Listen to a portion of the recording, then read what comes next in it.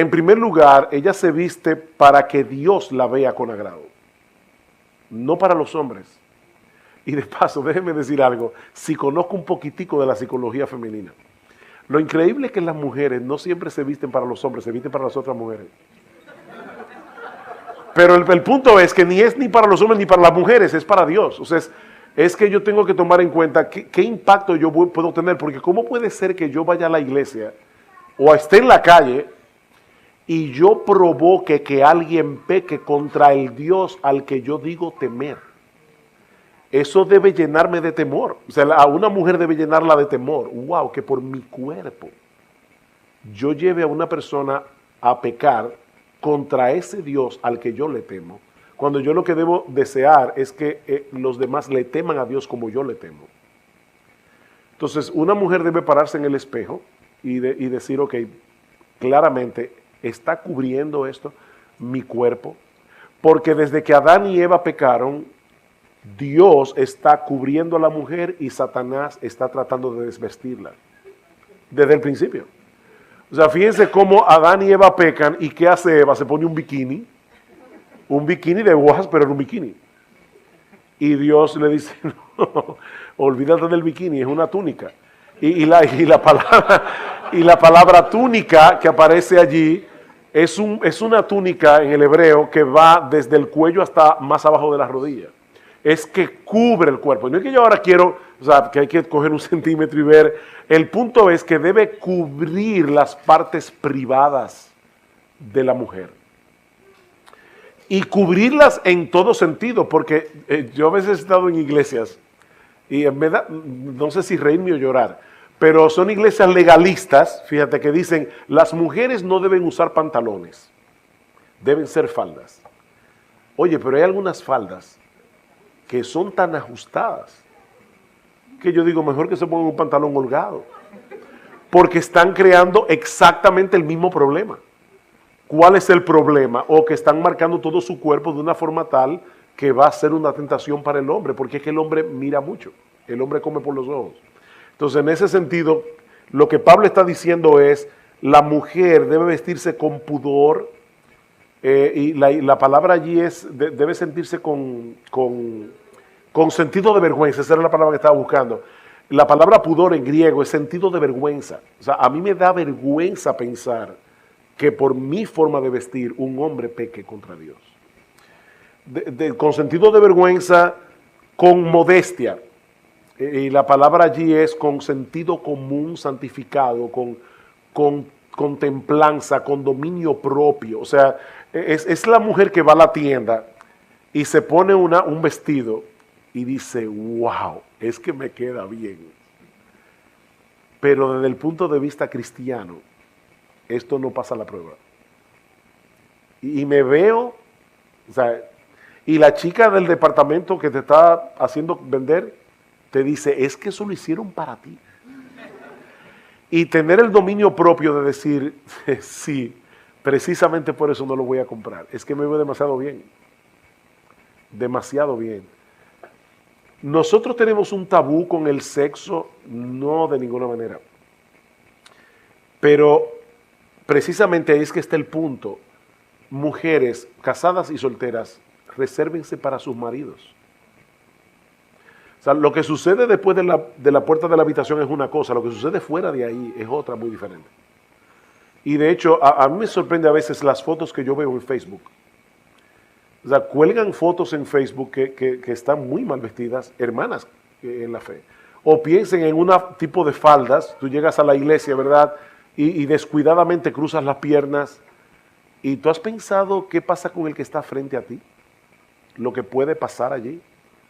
Entonces es todo eso. Hay un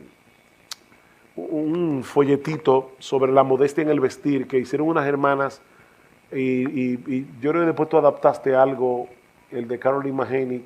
¿Dónde se puede conseguir eso? Porque yo lo tengo en mi computadora y pudiera dejárselo a David. Bueno, en el blog de Caroline Mahoney. Ella da tantos detalles para las mujeres que son increíbles. O sea, ellos pensaron en casi todo, hasta el punto de no te pongas una cartera, y esto puede sonar legalista, pero otra vez volvemos al punto de que es un problema del corazón. No te pongas una cartera terciada con la correa aquí, porque probablemente te va a marcar todo el busto. Y otra vez una mujer dice, ay, pero ustedes los hombres son unos monstruos. No, es que Dios nos hizo así. Es que el hombre lo que ve lo impacta. Entonces, aún hasta ese tipo de detalles, tener cuidado. Ahora, déjenme hablar a los hombres un momentito aquí. Hermanos varones, cuiden a sus esposas, cuiden a sus hijas. Porque, ¿qué pasa con nosotros muchas veces? Yo veo a mis hijas, yo tengo 2 hijas, ¿verdad? Y yo veo a mis hijas con un ojo muy diferente a como los demás hombres la ven, porque son mis hijas. O sea, yo puedo abrazar a mis hijas, sentar a mis hijas en las piernas, pero son mis hijas. Entonces, yo veo a mis hijas vestidas de cierta manera y yo tengo que tratar de ponerme en los ojos de otro hombre que le está viendo y decirle, no, mi amor, no salgas a la calle así. No salgas así porque no estás bien vestida. Y a las esposas por igual, o sea, sean guardianes de sus esposas. Pero recuerden que el legalismo no está en el hecho de tener mucho cuidado en la modestia. El legalismo está en la motivación que te lleva a tener ese cuidado. Si tú estás haciendo eso para sentirse superior a las demás hermanas de la iglesia, que dicen, yo soy más santa, uno no lo dice con la boca, pero muchas veces yo soy más santa que los demás porque yo no me he visto así, tú eres una legalista y eso es lo que está mal. O yo no quiero que la gente hable mal de mí. O yo quiero que la gente en la iglesia diga, tú ve, mira cómo se viste tal o cual persona. O sea, todo eso es legalismo.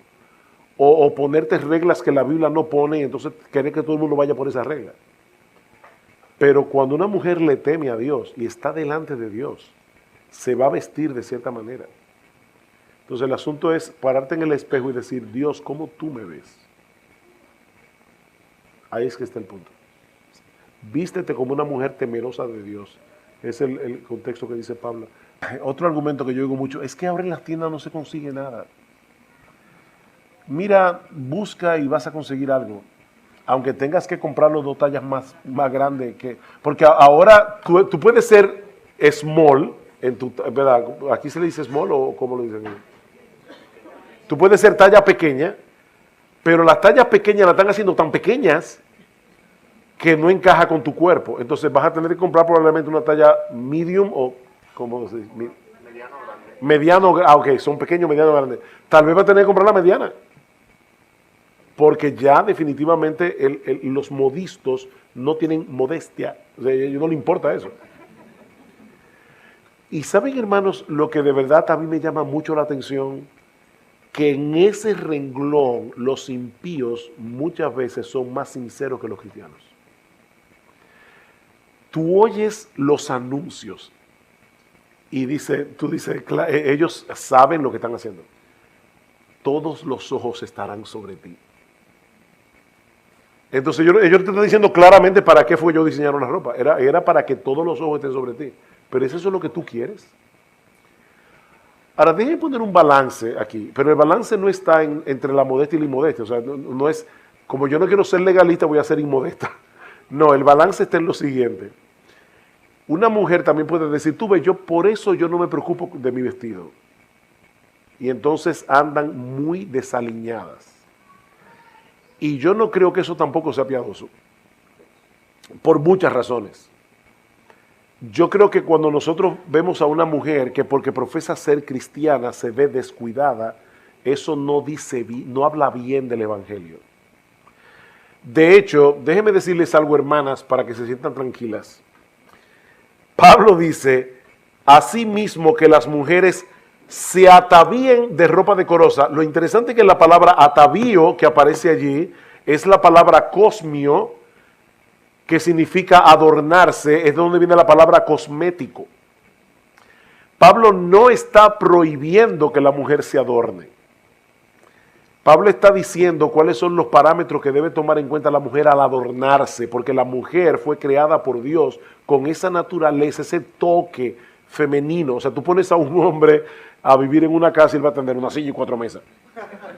Llega la mujer y pone un florero con alguna flor, y eso, qué bueno. O sea, definitivamente Dios hizo a la mujer de esa forma. Entonces, no es que la mujer no se adorne.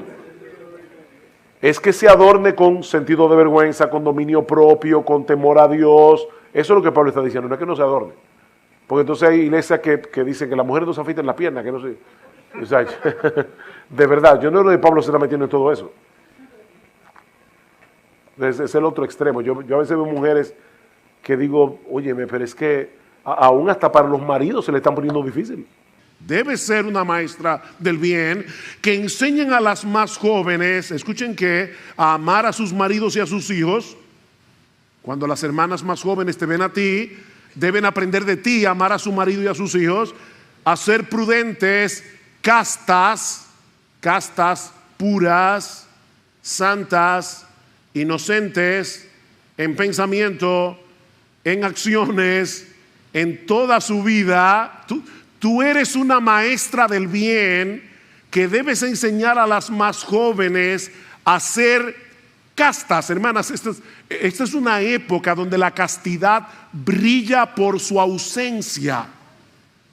Y yo te pregunto, ¿alguna vez cuando tú escoges tu ropa, tú piensas en el hecho de que si todas las hermanas de la iglesia se visten como tú, estarían modelando la pureza y la santidad del Señor Jesucristo? Esto no es opcional, mi hermana, tú eres una maestra, pero puedes estar enseñando algo equivocado. Tu ejemplo está enseñándole a otras mujeres, y lamentablemente debo decir, mis amadas hermanas, que el cristianismo ha sido permeado por el mundo en cuanto a la inmodestia de una forma flagrante. Y no pienses, por favor, que eso es legalismo, porque la Biblia dice que las mujeres deben vestirse con pudor y modestia.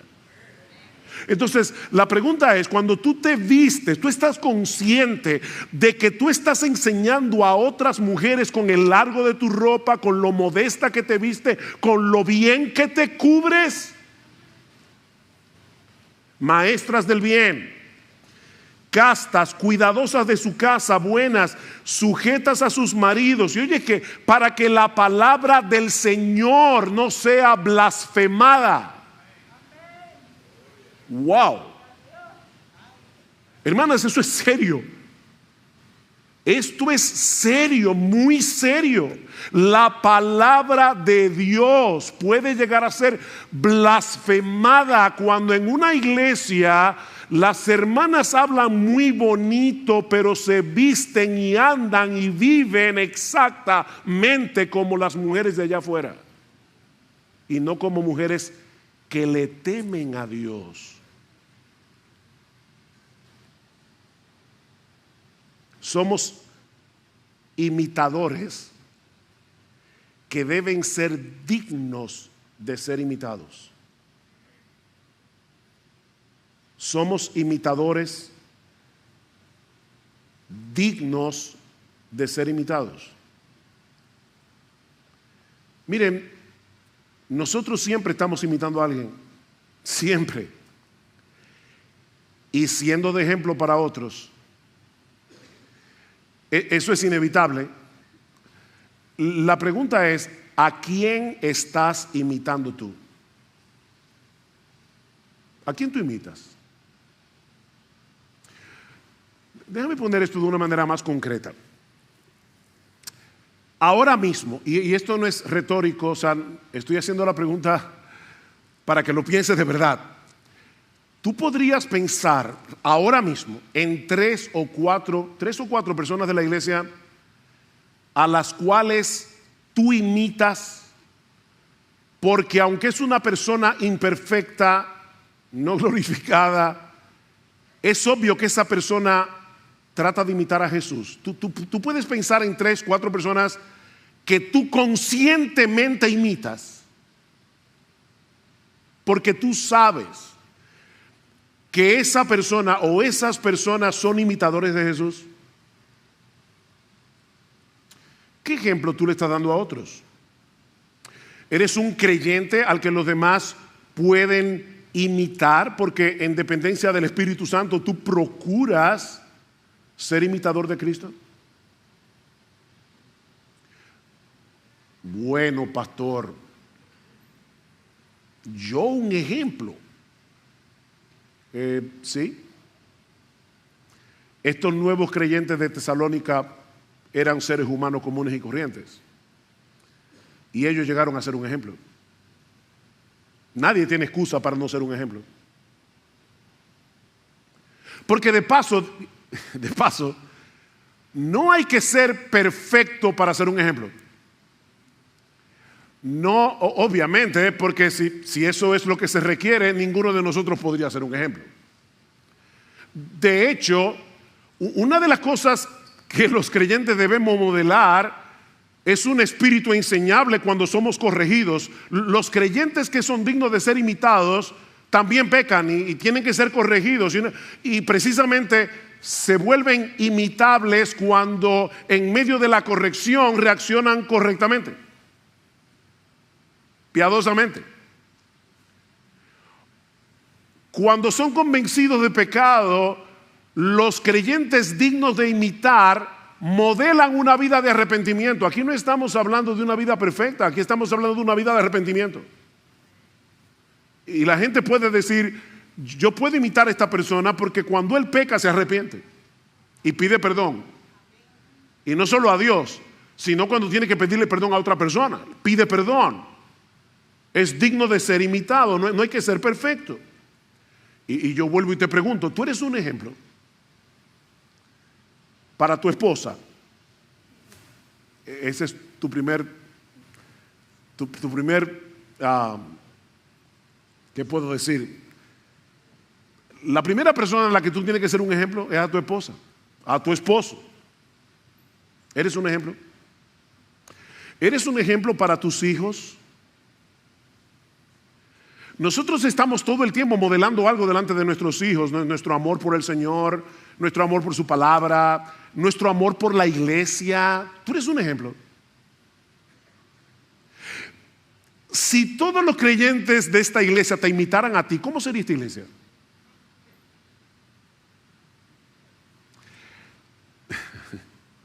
Si todos los creyentes de esta iglesia te imitaran a ti, ¿cómo sería esta iglesia?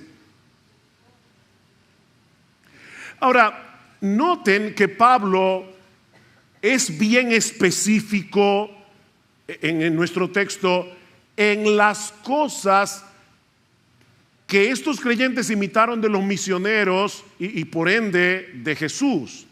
Pablo menciona por lo menos 3 cosas. En primer lugar, en la forma como recibieron la palabra. Dice en el versículo 6, y vosotros vinisteis a ser imitadores de nosotros y del Señor, habiendo recibido la palabra. Habiendo recibido la palabra. Recibir la palabra es mucho más que un mero conocimiento intelectual, es mucho más que al almacenar conocimiento bíblico, almacenar conocimiento teológico. No, recibir la palabra es aceptarla como lo que es, la palabra inspirada de Dios. Esta es la palabra de Dios. Y por lo tanto, es este libro y no ningún otro el que debe modelar nuestras creencias, el que debe modelar nuestra cosmovisión, el que debe moldear nuestra conducta. Este libro, porque es la palabra de Dios. Ellos recibieron la palabra. Noten lo que dice Pablo en el capítulo 2, versículo 13. Por esto también nosotros sin cesar damos gracias a Dios de que cuando recibisteis la palabra de Dios que oísteis de nosotros, la recibiste, la aceptasteis no como la palabra de hombres, sino como lo que realmente es, la palabra de Dios, la cual también hace su obra en vosotros los que creéis. Ustedes recibieron este mensaje como la palabra de Dios. Estos hombres y mujeres en Tesalónica aprendieron de Pablo y de su equipo misionero a ser imitadores de Jesús en la importancia suprema que Jesús le daba a la Biblia. ¿Oyeron eso? Que Jesús le daba a la Escritura. Él era el Hijo de Dios. Sin embargo, ¿cómo se defendió Jesús? Perdón. ¿Cómo se defendió Jesús en el monte de la tentación? Lo que Cristo dijera en el monte de la tentación hubiera sido palabra de Dios, porque Él es Dios encarnado. Pero ¿cómo se defendió? Escrito está, escrito está, escrito está, citando Deuteronomio. Cristo usó la escritura para defenderse de los ataques del maligno. Escrito está. O sea, en la mente del Señor era imposible pensar que este libro fuera quebrantado. Si está escrito, no hay nada más que hablar. A la ley, al testimonio. A la ley, al testimonio, como dice Pablo en Romanos capítulo 3, versículo 4. Sea Dios veraz y todo hombre mentiroso. Sea Dios veraz. En Juan 4:34, Cristo le dice a sus discípulos que su comida es hacer la voluntad del que lo envió. Perdón. Mi comida es hacer la voluntad del que me envió. El hombre de Dios, perdón, el Hijo de Dios encarnado, Jesús, tomaba en serio la palabra de Dios. No busco mi voluntad, Juan 5:20, sino la voluntad del que me envió. ¿Y dónde conocía Jesús? ¿De dónde extraía Jesús la voluntad de Dios? Del mismo lugar que tú y que yo, de este libro. Los creyentes que modelan a Cristo aman la palabra, la toman muy en serio. Y yo vuelvo y te pregunto, ¿percibe tu esposa, tu esposo, tus hijos, los demás creyentes de esta iglesia, que para ti las escrituras es supremamente importante? Que tú amas la palabra de Dios.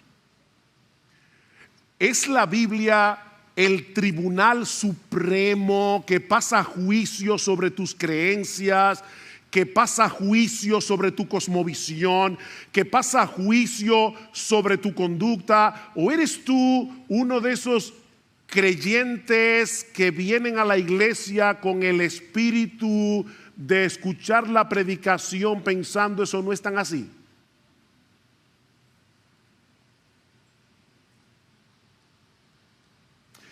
Pero estos creyentes no solo recibieron la palabra de Dios como lo que es la palabra de Dios, sino que lo hicieron en medio de mucha tribulación. ¿Vieron el texto?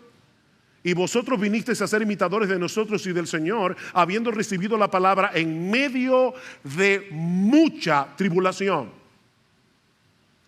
Ellos aprendieron de Pablo y de Silas y de Timoteo a ser imitadores de Jesús en el sufrimiento que trae consigo hacer la voluntad de Dios, tomar la Biblia en serio en un mundo que todo lo distorsiona, donde a lo bueno llaman malo y a lo malo llaman bueno.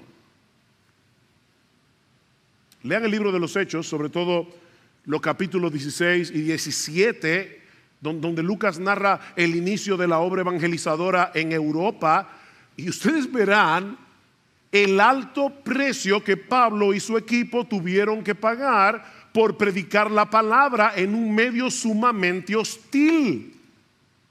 Y los tesalonicenses lo sabían, porque de hecho pasó en su ciudad. Pablo estaba preso junto con Silas en la cárcel de Filipos, y ¿qué hacían? Cantaban himnos al Señor. Y lo más seguro ellos se habían enterado de eso. Los creyentes en Tesalónica aprendieron de Pablo y de su equipo misionero lo que era sufrir por Cristo. Ellos recibieron la palabra, ellos abrazaron el evangelio de todo corazón en medio de una severa persecución. Noten el capítulo 2, versículo 14. Pues vosotros, hermanos, vinisteis a ser imitadores de las iglesias de Dios en Cristo Jesús que están en Judea, porque también vosotros padecisteis los mismos sufrimientos a manos de vuestros propios compatriotas, tal como ellos padecieron a manos de los judíos, los cuales mataron tanto al Señor Jesús como a los profetas, y a nosotros nos expulsaron de la ciudad. A Pablo y a Silas y a Timoteo los expulsaron de Tesalónica y los hermanos vieron eso.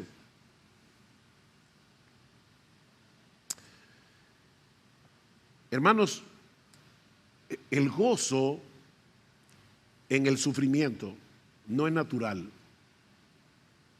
Esta no es la alegría que experimentamos cuando todo nos está saliendo bien.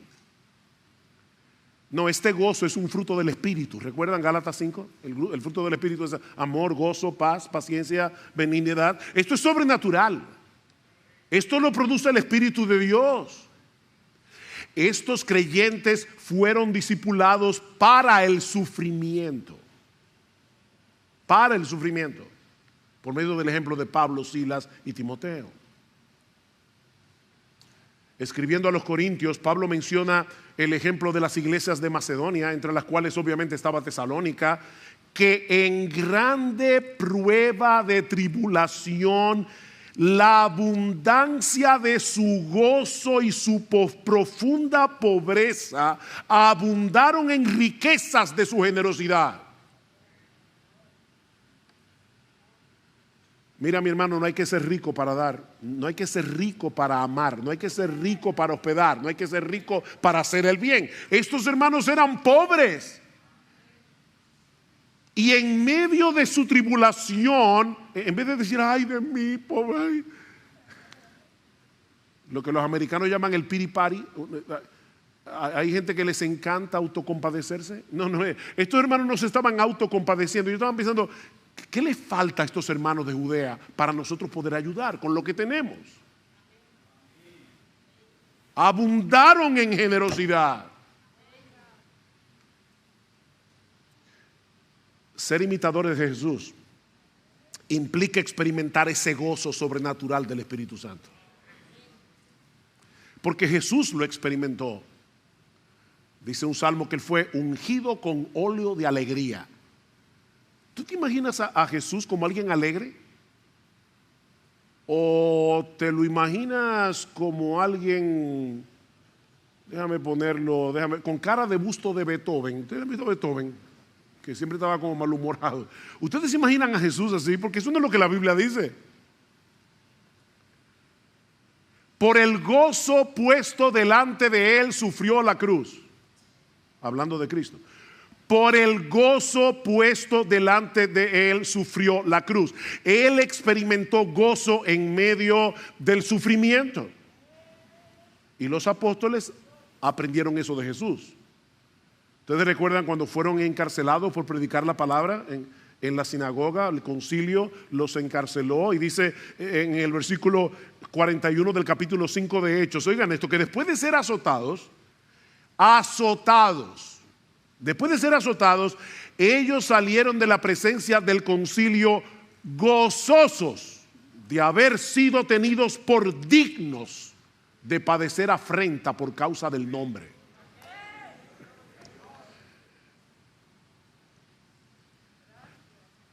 ¿Eran masoquistas?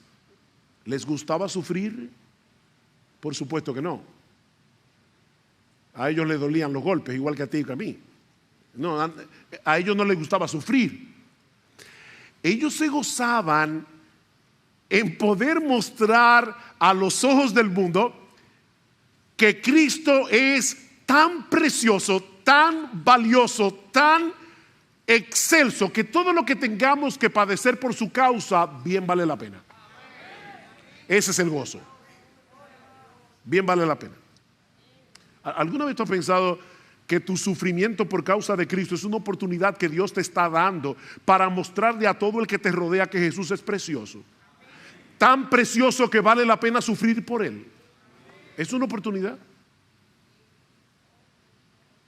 Alguien decía, me encantó esta frase, que el gozo del creyente es la bandera que ondea el castillo de nuestro corazón y que anuncia que el Rey está hoy sentado en su trono.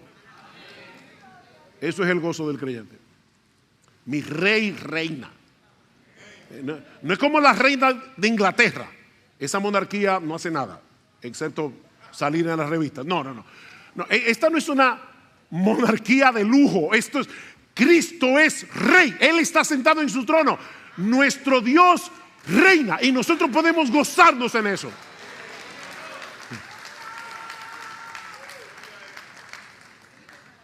En medio del sufrimiento nos gozamos, porque sabemos que no existe un rey más bueno, sabemos que no existe un rey más poderoso, sabemos que no existe un rey más sabio que el nuestro, y que al final nosotros compartiremos su victoria y su trono. Gózate. Y ahora yo te pregunto otra vez. Este es el mensaje de las preguntas.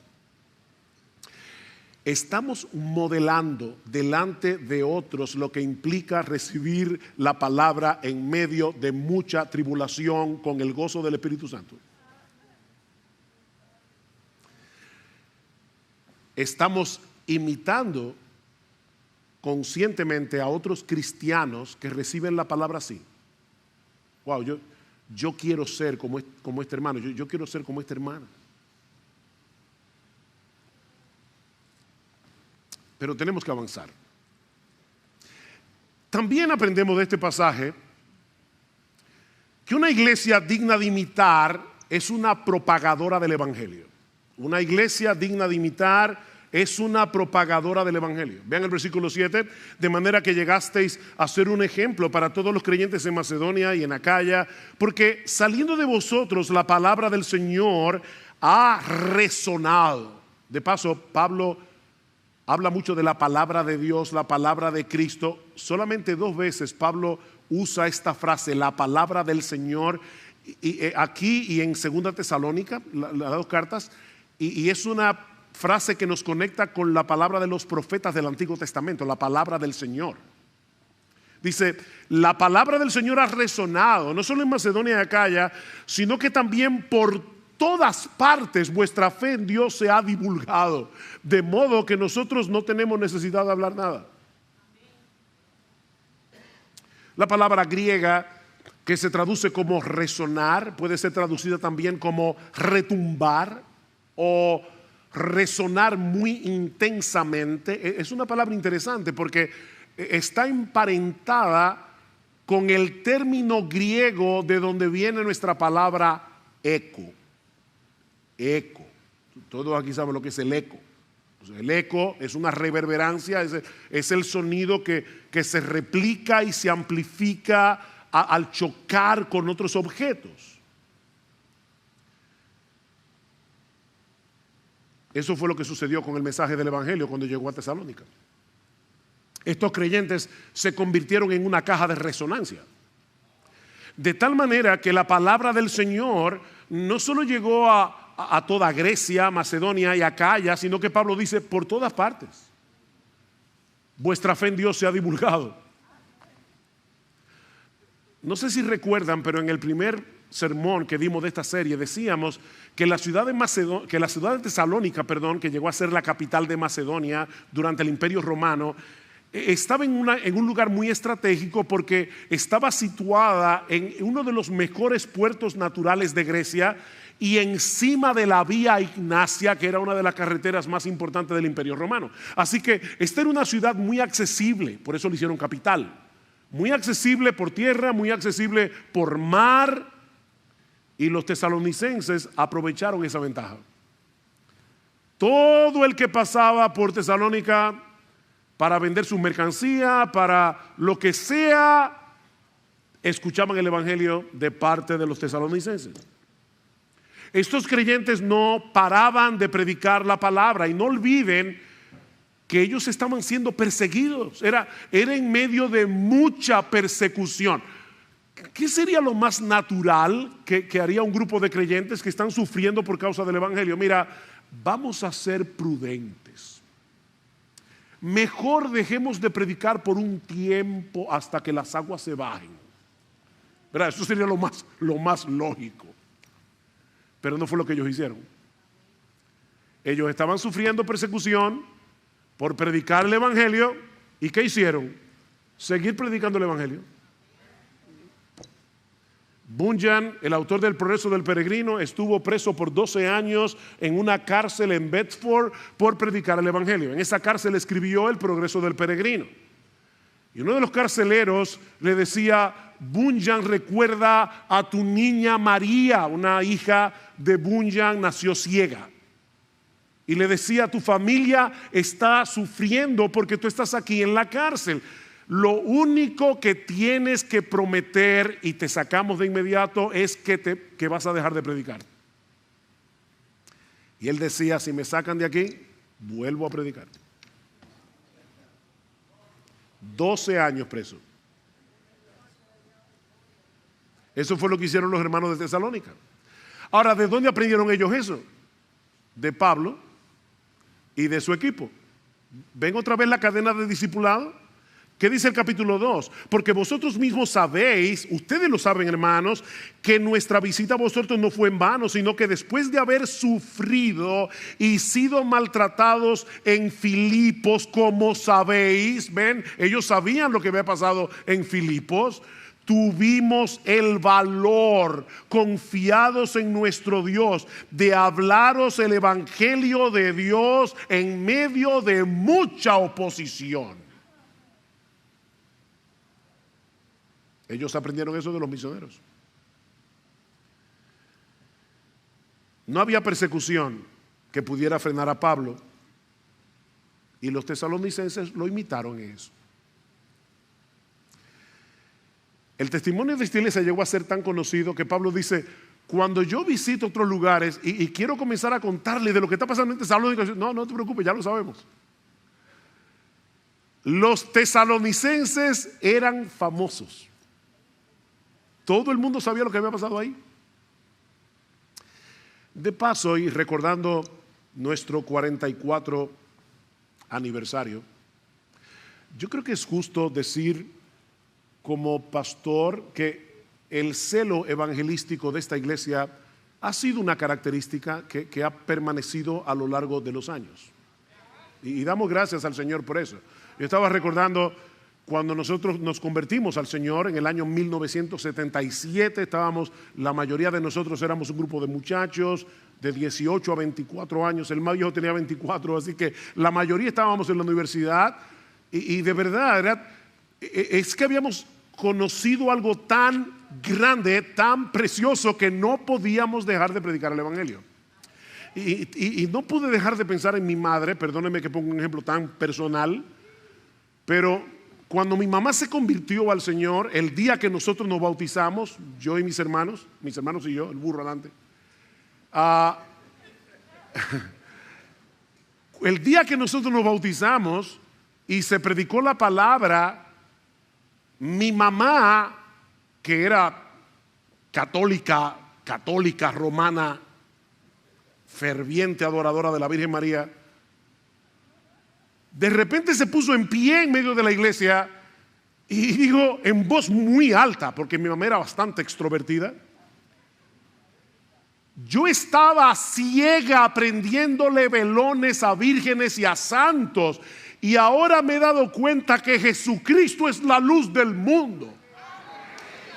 Y a partir de ese momento hasta el día de su muerte, mi mamá nunca se calló de predicar el Evangelio, a tal punto que a veces había personas que llamaban a mi casa equivocado, y mi mamá le decía: mira, esta no es la casa, estás equivocado, pero déjame decirte algo, no llamaste aquí por casualidad. ¡Pam! Y le predicaba el Evangelio.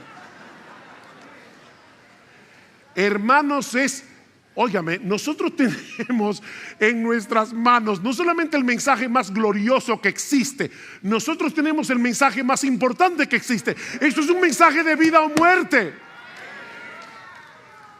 Tenemos un gran Salvador que vale la pena de ser proclamado.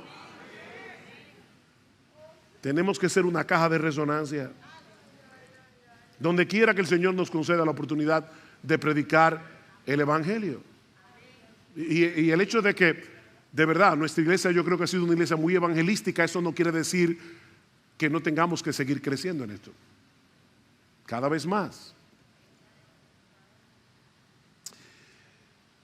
Pero aprendemos también de este pasaje que una iglesia es digna de imitar cuando manifiesta una incuestionable lealtad al único Dios vivo y verdadero. Noten otra vez el versículo 9. Una incuestionable lealtad al único Dios vivo y verdadero. Dice el versículo 9, pues ellos mismos cuentan acerca de nosotros, de la acogida que tuvimos por parte de vosotros y de cómo os convertisteis de los ídolos a Dios para servir al Dios vivo y verdadero. Este es uno de los textos del Nuevo Testamento que mejor describe lo que es la conversión. Esta palabra, se convirtieron, significa volverse, es cambiar de rumbo. De repente te das cuenta que el camino por el que andas es equivocado, no te va a llevar al fin correcto y das media vuelta para tomar la ruta correcta. Eso es convertirse. Uno de los inventos más geniales de esta época es el GPS. Sobre todo para manejar en Estados Unidos, wow. Qué bueno es tener un GPS. Global Positioning System, o sea, el sistema de posicionamiento global, un GPS. Cuando uno se equivoca usando el GPS y se mete por la carretera equivocada, hay una voz que sale del aparato que te dice recalculando. Los que han usado GPS saben lo que es. Recalculando la ruta para decirte, te equivocaste, mijo. Lo que hace el Evangelio en nosotros es ponernos un GPS. Y cada vez que nos extraviamos, recalculando, vas mal. Fue lo que pasó cuando nos convertimos, pero eso sigue pasando. Eso no es una sola vez. Es todo el tiempo. Pablo describe la conversión aquí como un volverse de los ídolos a Dios. Y esta frase es interesante porque literalmente lo que el texto griego dice es: se volvieron hacia Dios desde los ídolos. Eso es lo que dice el texto. Se volvieron hacia Dios desde los ídolos. Durante toda su vida esta gente había confiado en sus ídolos, esta gente se había refugiado en sus ídolos.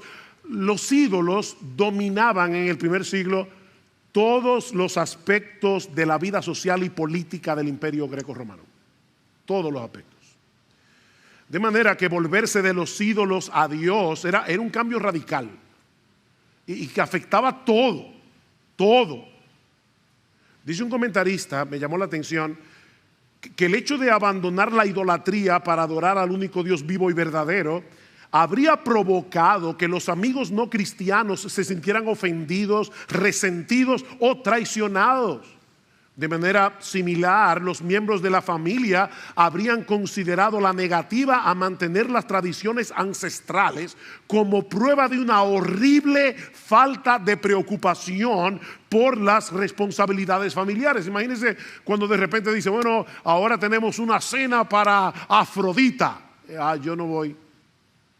Toda la vida te reúnes con tu familia para adorar a los ídolos que ellos adoraban y que para la familia era algo tan importante. O sea, yo le pedía a Afrodita que te diera hijos. Todo eso era muy importante. Y de repente el creyente dice, lo siento mucho, yo no voy a esa cena. ¿Ven el punto? Están traicionando a la familia, los valores de la familia. Y para colmo, dice este comentarista, se pensaba que la paz ciudadana, el éxito agrícola y no tener que sufrir catástrofes naturales eran cosas que los dioses naturales tenían en sus manos, tradicionales, perdón. Ignorarlos u ofenderlos se veía como algo extremadamente peligroso. De hecho, a los cristianos los acusaban cada vez que venía una peste. Decían, eso es porque los cristianos dejaron de adorar a los ídolos. Eso es Zeus que está molesto, eso es la diosa tal, el dios tal. O sea, hermanos, uno lee tan rápido ahí, se convirtieron de los ídolos a Dios y no está pensando en todo lo que implicaba para esa gente convertirse de los ídolos a Dios. Ellos entendieron que era imposible servir al único Dios vivo y verdadero sin que haya un abandono de los ídolos que antes servíamos. Mira, déjame decirte algo. Nadie puede pretender tener a Cristo en su vida en medio de otros altares.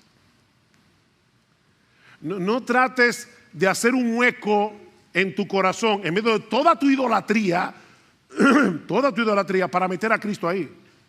No. Cristo no acepta eso. Él es único. Seguir a Cristo significa, esto es profundo, seguir a Cristo. Seguir a Cristo es seguir a Cristo y a nadie más. Él no comparte altares, es Él y solo Él. Es por eso que la conversión requiere de una obra previa del Espíritu Santo, porque es imposible renegar de los ídolos en los que habíamos confiado durante toda nuestra vida para confiar ahora únicamente en Jesús. El Espíritu Santo tiene que abrir los ojos de nuestro entendimiento para que veamos a Cristo infinitamente superior, infinitamente más hermoso, infinitamente más deleitoso, infinitamente más confiable que todos nuestros ídolos. Esa es la única manera como podemos cortar con la idolatría en el momento de la conversión y seguir luchando con ella a lo largo de toda nuestra vida. Debemos mantenernos contemplando la hermosura, la gloria, el poder, la confiabilidad de nuestro Señor Jesucristo. ¿Qué dice Juan al final de su primera carta? Que los creyentes sabemos que el Hijo de Dios ha venido y nos ha dado entendimiento para conocer al que es verdadero, y estamos en el verdadero, en su Hijo Jesucristo. Este es el verdadero Dios y la vida eterna. Y ahí mismo dice: hijitos, guardaos de los ídolos. ¿Ven? A creyentes, guárdense de los ídolos. ¿Y cuál es la única manera? Recordar que Jesucristo es el Dios vivo y verdadero, el único. Mis hermanos, si nuestro Dios es el único Dios vivo y verdadero, eso significa que todos los otros dioses están muertos y son una ilusión. Todos los otros dioses. Y por favor, no pienses en la idolatría en términos de una estatua, de un cuadro. No, decía alguien que nuestros ídolos son aquellas cosas con las que contamos para hacer nuestras vidas significativas. Son aquellas cosas de las cuales decimos: yo necesito eso para ser feliz. O si yo no tengo eso, mi vida no vale nada ni significa nada. Ese es tu ídolo. Puede ser la fama, el dinero, el esposo, la esposa, los hijos, los amigos, el entretenimiento, la música, el deporte. Todo eso puede ser un ídolo. La conversión, mi hermano amado, implica un traspaso de lealtad. Tú eres leal a Jesucristo y a nadie más. Leal a Jesucristo, en vez de ser leales a tus ídolos con los cuales estás luchando. Nos convertimos para adorar, confiar, servir únicamente a Cristo.